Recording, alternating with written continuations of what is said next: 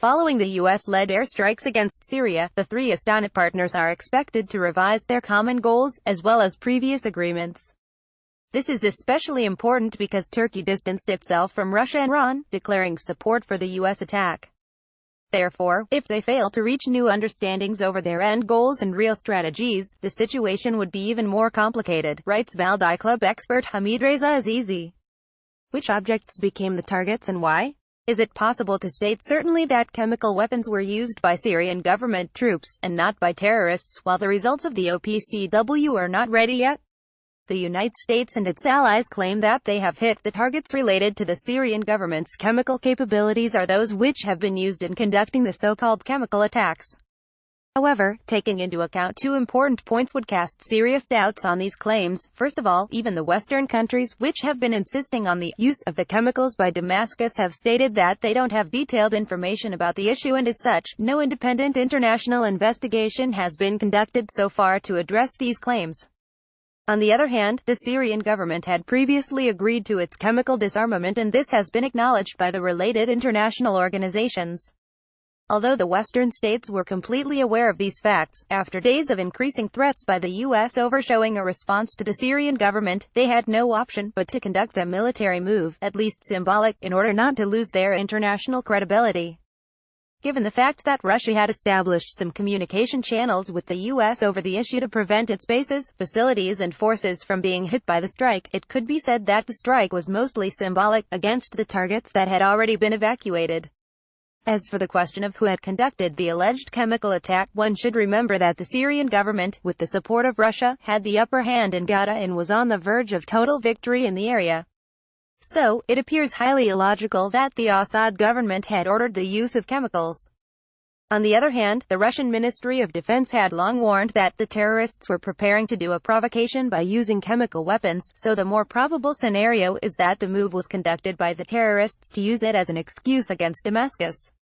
How will the international community in Russia react to the missile attacks? A very important point in the latest developments was that despite its huge efforts, the US failed to create a unified Western front to act against the Syrian government, and among its NATO partners, only the UK and France agreed to join forces for this purpose. Only after the strike, the US partners declared their support for the move. It seems that other Western nations have different agendas and pursue different goals which are not necessarily compatible with a military escalation. Germany is a good example in this regard, which clearly refused to join the military move. As for the Russian response, it seems that Moscow has already shown a calculated reaction to the developments. Since the first stage of the US threats, Moscow tried to move toward de-escalating the situation by establishing some new communication channels with the American side, while clearly indicating that it would not tolerate any act against its interests in Syria. In doing so, Russia also managed to buy time for its ally Damascus to evacuate the possible targets.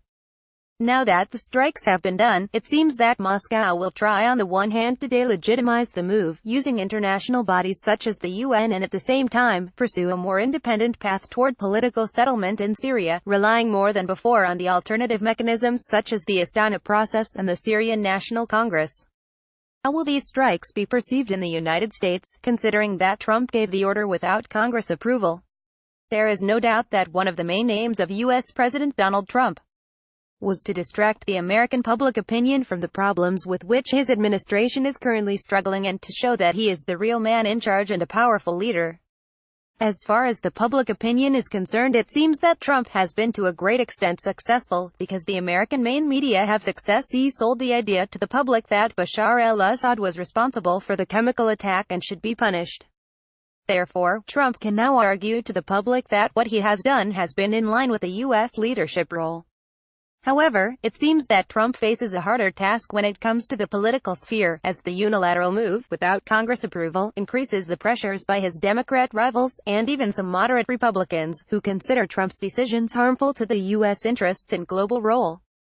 At the same time, as we saw over the past several days, even some of the members of Trump's inner circle who have a more realistic take on the military and strategic issues, e.g., Secretary of Defense James Mattis, were trying to prevent Trump from acting in an inappropriate way that would trigger a possible clash between the U.S. and Russia.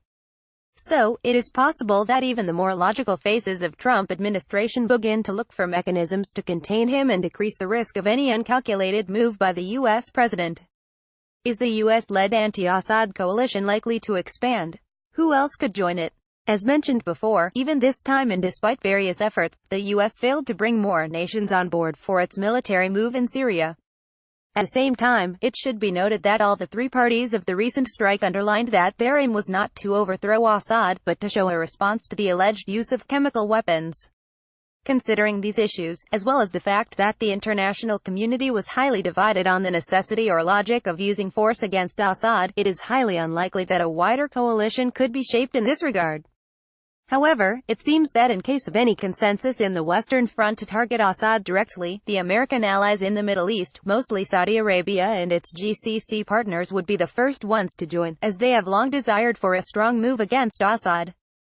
However, the whole scenario is highly unlikely given the current state of the affairs in and around Syria. How will these airstrikes affect the situation within Syria? I think the attacks have already started to affect the situation on the ground in Syria. On the one hand, it is likely that the Syrian government would be more able to mobilize domestic public opinion in its own favor by depicting the situation as a direct foreign plot against the Syrian sovereignty.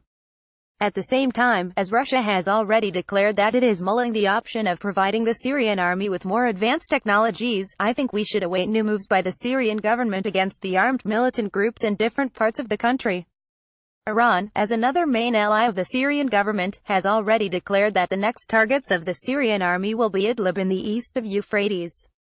Meanwhile, on the diplomatic scene, it is expected for the three Astana partners to revise their common goals, as well as previous agreements. It is especially important because Turkey distanced itself from its two Astana partners, declaring support for the U.S. attack on Syria. Therefore, if the three Astana partners fail to reach new understandings over their end goals and real strategies, the situation would be even more complicated. I think we should wait for the next tripartite summit in Tehran to see the impacts of the current trend on the Astana process. Views expressed are of individual members and contributors, rather than the club's, unless explicitly stated otherwise.